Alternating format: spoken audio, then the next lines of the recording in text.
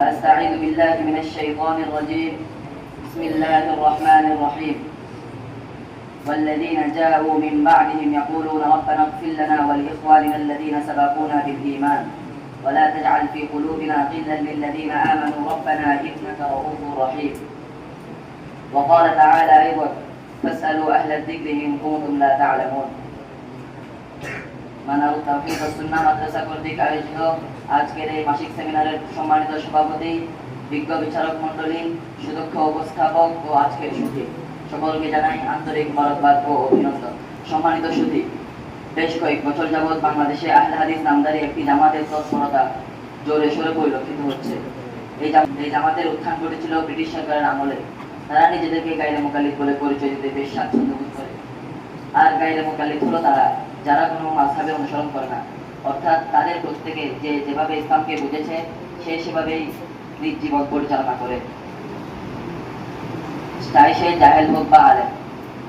সাহাবায়ে কেরাম থেকে শুরু করে 1300 বছর যাবৎ ইসলামের কি রূপ লেখা ছিল তা দেখার বিষয় নয়। অথচ আল্লাহ সুবহানাহু ওয়া তাআলা বলেন ফাসআলু আহলা যিকরি ইন কুনতুম লা তা'লামুন, যদি তোমরা না জানো তাহলে জ্ঞানীদের থেকে জেনে নাও। এই আয়াতটি স্পষ্টভাবে তাকলিদের আহ্বান করে। আর মাযহাব অনুসারীদের ব্যাপারে তাদের প্রথম দ্বিমত হলো হুমুর রিজাল ওয়া নাহনুর রিজাল, তারাও মানুষ ছিলেন, আমরাও মানুষ, সুতরাং আমরা কেন তাদের অনুসরণ করব? প্রিয় মুসলিম ভাইয়েরা, কোরআন সুন্নাহের এমনকি এত তুচ্ছ হয়ে গেল যে কিছু বইপত্র অধ্যয়ন করে এই বিষয়ে পণ্ডিত হওয়ার আশা করে। এই বিষয়ে পণ্ডিত হতে হলে আসলাফে উম্মত অর্থাৎ সাহাবায়ে কেরাম, তাবেঈন ও আইয়ামে মুজতাহিদিন, যারা এক দুই সূত্রে রাসূলুল্লাহ সাল্লাল্লাহু আলাইহি ওয়াসাল্লামের ছাত্র, তাদের সিদ্ধান্তকে অগ্রাধিকার দিতে হবে। বর্তমানে লামাযহাবীরা গবেষণার নামে পূর্বসূরীদের মত ও পথ ত্যাগ করে শুধু সংশয়ের আবর্তে ঘুরপাক খাচ্ছে। আল্লাহ তাআলা কোরআনে কারিমে বলেন ওমান তাবিআহুম বিইহসানিন রাদিয়াল্লাহু আনহুম, সুতরাং তাদের ব্যাপারে আস্থা হারানোই হলো সকল গুমরাহির সূচনা। অনেক বিষয়ে পূর্বসূরীদের মতভেদ থাকতে পারে, সেখানে ইলম ও তাকওয়ার বিচারে যাকে অগ্রগণ্য মনে হয় তাকে অনুসরণ করা উচিত। তবে ভিন্ন মত পোষণকারীদের প্রতি সামান্যতম বেয়াদবি ও ক্ষতির কারণ কুরআন মাজিদের ঘোষণা ওয়াল্লাযীনা জাউ মিন বা'দিহিম ইয়াকুলুনা রাব্বানা ইগফির লানা ওয়া লিইখওয়ানিনা আল্লাযীনা সাবাকুনা বিল ঈমান ওয়া লা তাজআল ফী কুলুবিনা গিল্লাল লিল্লাযীনা আমানু রাব্বানা ইন্নাকা রাউফুর রহিম। আর যারা তাদের পরে এসেছে তারা বলে, হে পরওয়ারদিগার, আপনি আমাদের ক্ষমা করুন এবং ওই ভাইদেরকে ক্ষমা করুন যারা আমাদের পূর্বে ঈমান এনেছেন।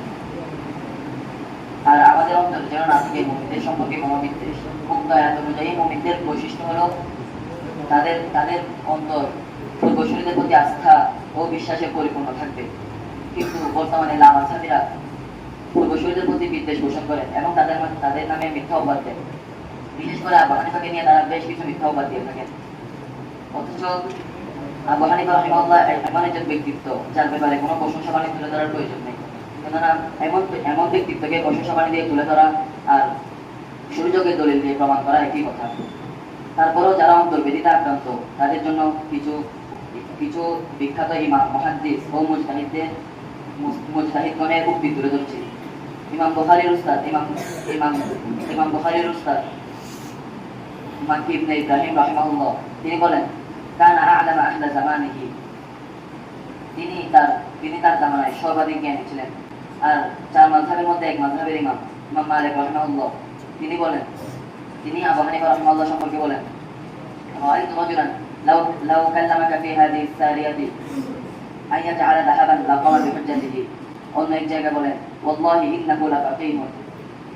আর আহলে হাদিসরা ফতোয়া বা অন্য যে কোনো বিষয়ে যাদেরকে বেশ বড় করে উপস্থাপন করেন তাদের একজন শাইখুল ইসলাম ইবনে তাইমিয়া রাহিমাহুল্লাহ, তিনি আবু হানিফা রাহিমাহুল্লাহ সম্পর্কে বলেন ফালা ইয়াস্তারিবু আহাদুন ফি ফিকহিহি ওয়া ফাহমিহি ওয়া ইলমিহি ওয়া ক্বাদ নাকালু আনহু আশিয়াআন ইয়াকসিদুনা বিহি শানাআতা আলাইহি ওয়া হিয়া কাযিবুন আলাইহি ক্বাতআ। আর অন্য একজন সৌদি আরবের সাবেক ফতোয়া বিভাগের প্রধান শাইখ আব্দুল আজিজ বিন বাজ রাহিমাহুল্লাহ, তিনি বলেন আবু হানিফা মিন আইম্মাতিল মুসলিমিন ওয়া মিন আহলিল ইলমি ওয়াল ফকহ। আর লামাযহাবীদের আবু হানিফার ব্যাপারে সবচেয়ে বড় সমস্যা হলো তিনি হাদিস শাস্ত্রে নগণ্য ও দুর্বল ছিলেন। অথচ আবু হানিফা রাহিমাহুল্লাহ নিজে বলেন আইনদি সানাদিকু মিনাল হাদিস মা আখরাজতু মিনহা ইল্লা ইয়াসিরুল লাযী আনতাফিউ বিহি। আর তারা এমন একটি দেশে লামাযহাবী মতবাদ ছড়িয়ে দিতে চায় যার অধিকাংশ মানুষ হানাফি, যার অধিকাংশ মানুষ মাযহাবের অনুসারী, আর তারা সবাই হানাফি। শুধু বাংলাদেশ নয়, পুরো পৃথিবীর প্রায় 2/3 মুসলমানই হানাফি। আর এই দেশের মানুষ যখন একটি দলিল নির্ভর মাযহাবের অনুসরণ করে আসছে, এমন অবস্থায় আহলে হাদিসরা মানুষদেরকে এমন কিছু বিভ্রান্তিমূলক কথা বলে হানাফি মাযহাব থেকে আস্থাহীন করতে চায়। যেমন তারা বলে থাকে, রুকুর আগে পরে হাত উঠানো নবীর সুন্নত, আর না উঠানো ইমাম আবু হানিফার তরিকা। এখন কি আবু হানিফার তরিকা মানবে নাকি রাসূল সাল্লাল্লাহু আলাইহি ওয়াসাল্লামের সুন্নত মানবে? খুব সাধারণভাবে মানুষরা এই কথার কারণে বিভ্রান্তিতে পড়বে, কারণ তারা ভাববে নবীর সুন্নাত বাদ দিয়ে ইমাম আবু হানিফার অনুসরণ কেন করব?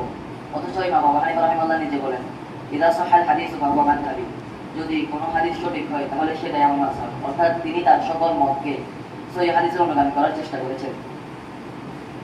সকল সহিহ হাদিসকে একত্র করে সেখান থেকে শরীয়তের মাকসাদ ও মেজাজ বোঝার চেষ্টা করেছেন এবং তা অনুযায়ী ফতোয়া দেওয়ার চেষ্টা করেছেন। আর এই উল্লেখিত বিষয়ে উভয় তরিকাই নবীর সুন্নাত। একটি ইমাম শাফিঈ রাহিমাহুল্লাহর ইজতিহাদ অনুযায়ী, অন্য একটি ইমাম আবু হানিফা রাহিমাহুল্লাহর ইজতিহাদ অনুযায়ী। সুতরাং সাধারণ মানুষকে অযথা বিভ্রান্তি থেকে রক্ষার জন্য আমাদের কাজ করে যেতে হবে, এবং যারা বর্তমানে মাযহাব বিরোধিতার প্রতিরোধে কাজ করে যেতে হবে, আর যারা বর্তমানে কাজ করে যাচ্ছেন তাদেরকে আল্লাহ তাআলা যাচাই খায়র দান করুন। সর্বোপরি আমাদের মনে রাখতে হবে, আমাদের মূল কাজ এগুলো নয়।